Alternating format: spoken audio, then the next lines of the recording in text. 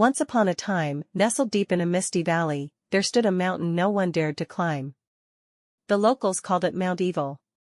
Legend said a fearsome monster lived there, lurking in the shadows, scaring away anyone who tried to explore.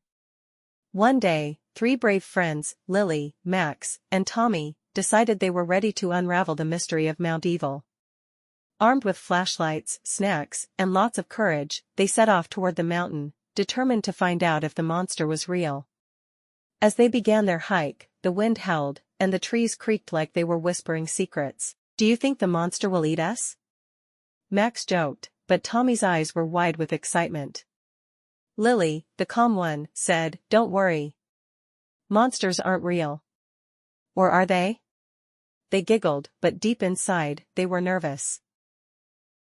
After hours of walking through the spooky forest, they reached the foot of Mount Evil. It looked enormous and scary, with dark clouds swirling around its peak. But nothing could stop the trio. Together, they climbed higher and higher, passing rocky cliffs and strange, glowing plants. Every now and then, they heard strange noises, growls, hisses, and even roars. Finally, they reached a hidden cave near the summit. Carved into the rock above it were the words, "Beware, the monster awaits." With trembling hands, they entered the cave, their flashlights flickering in the damp air. The cave was dark, cold, and filled with odd-shaped shadows. Suddenly, a massive shadow loomed over them. They gasped as 2 large glowing eyes appeared from the darkness.